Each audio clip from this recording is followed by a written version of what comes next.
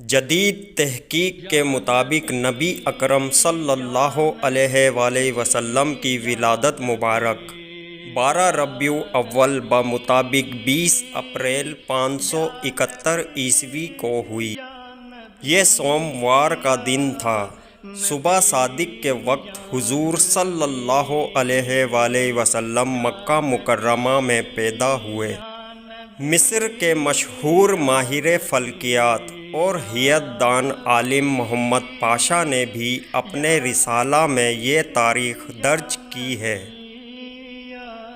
حضرت آمنہ رضی اللہ تعالی عنہ ارشاد فرماتی ہیں، جب حضور انور صلی اللہ علیہ وآلہ وسلم اس دنیا میں جلوہ افروز ہوئے تو ان کے دونوں ہاتھ اس طرح آگے کو بڑھے ہوئے تھے گویا وہ دعا مانگ رہے ہیں، اور ان کی آنکھیں آسمان کی طرف اٹھی ہوئی تھیں۔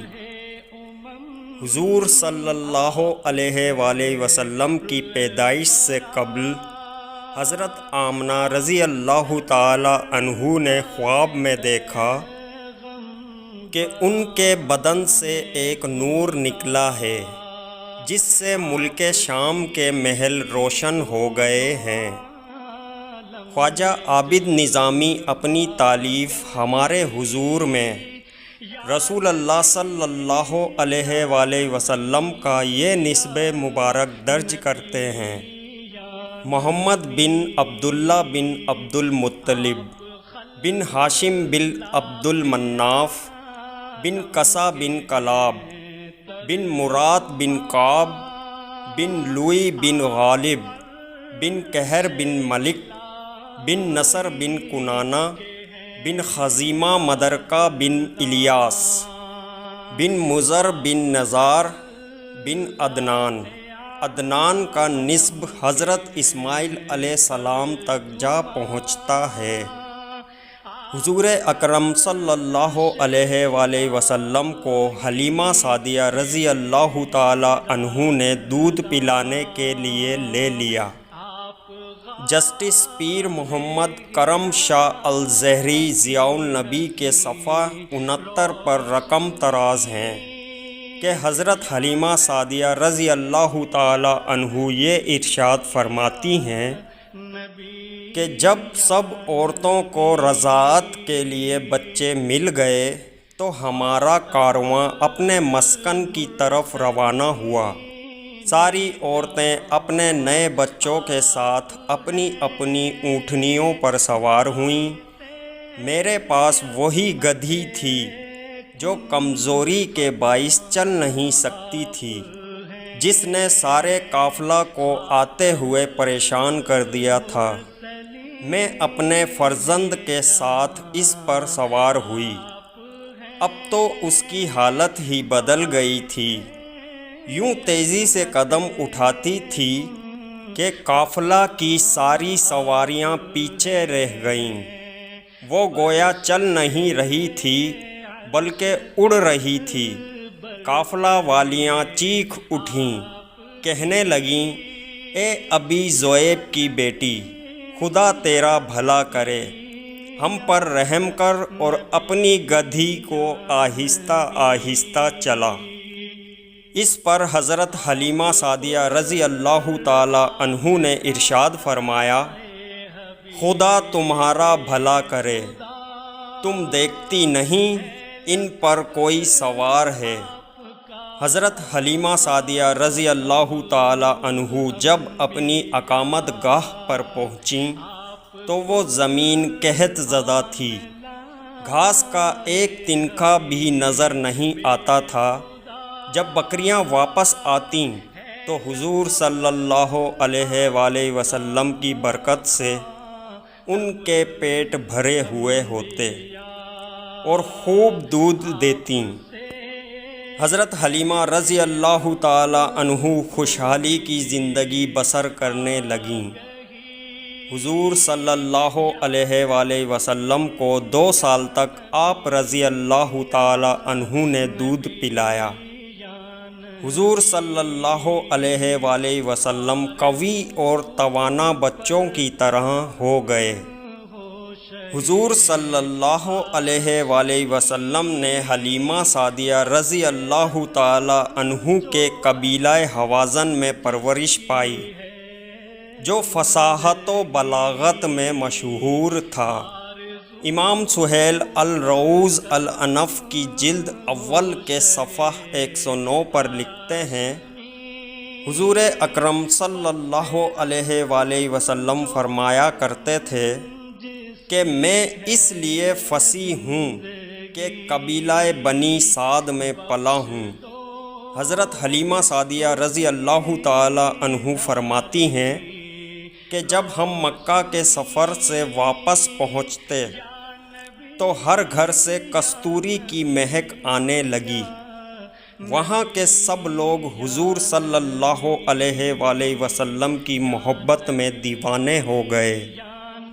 جب کسی کو کوئی بدنی تکلیف ہوتی وہ آتا، حضور صلی اللہ علیہ وآلہ وسلم کی بابرکت ہتھیلی کو پکڑ کر تکلیف والی جگہ پر رکھتا، بِإِذْنِ اللہ فوراً شفا یاب ہو جاتا ہے۔ اگر ان کا کوئی اونٹ یا بکری بیمار ہو جاتی تو اس پر حضور صلی اللہ علیہ وآلہ وسلم کے دست مبارک پھیرتے، وہ تندرست ہو جاتی۔ بحوالہ ضیاء النبی جلد اوصاف صفحہ 69 اور 70۔ 2 سال مکمل ہوئے، حضرت حلیمہ سعدیہ رضی اللہ تعالی عنہ حضور صلی اللہ علیہ وآلہ وسلم کو لے کر آپ کی والدہ ماجدہ حضرت آمنہ رضی اللہ تعالی عنہ کے پاس لوٹیں۔ چونکہ اس دور میں مکہ میں وبا پھیلی ہوئی تھی، آپ صلی اللہ علیہ وآلہ وسلم کو دوبارہ حضرت حلیمہ سعدیہ رضی اللہ تعالی عنہ کے پاس بھجوا دیا گیا۔ بقول ابن اسحاق، آپ صلی اللہ علیہ وآلہ وسلم 6 سال تک حضرت حلیمہ رضی اللہ تعالی عنہ کے پاس رہے۔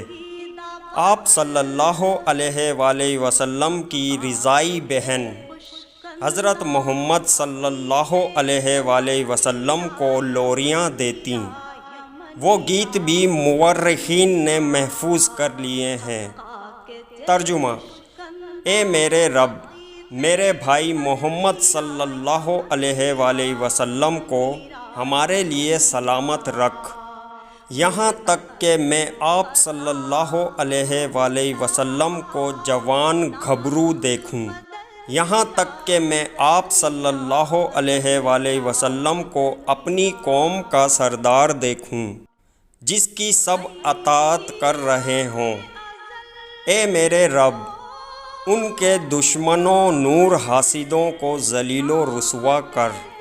حضور صلی اللہ علیہ وآلہ وسلم کے رضائی بہن بھائی 4 تھے، حضرت عبداللہ رضی اللہ تعالی عنہ، حضرت انیسہ رضی اللہ تعالی عنہ، حضرت حذیفہ رضی اللہ تعالی عنہ اور حضرت شیمہ رضی اللہ تعالی عنہ۔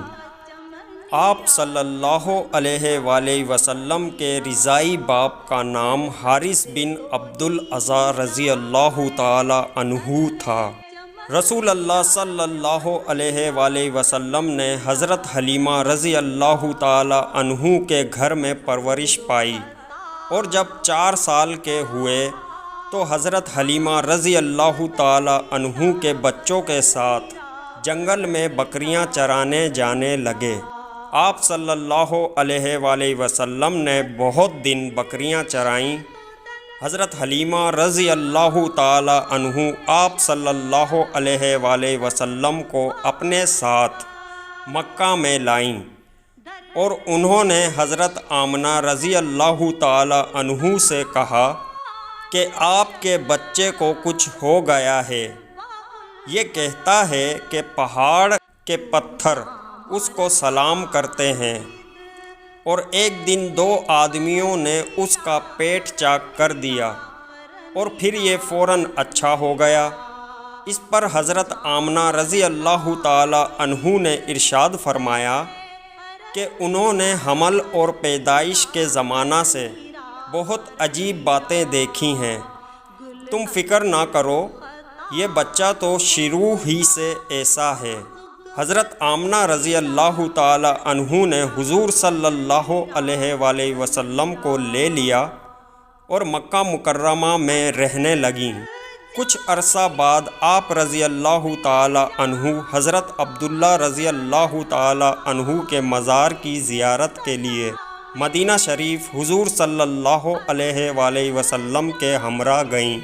جب حضور صلی اللہ علیہ وآلہ وسلم اپنے والد ماجد رضی اللہ تعالی عنہ کی قبر پر پہنچے تو آپ صلی اللہ علیہ وآلہ وسلم نے اپنی والدہ ماجدہ رضی اللہ تعالی عنہ سے ان کے بارے میں بہت سی باتیں پوچھیں۔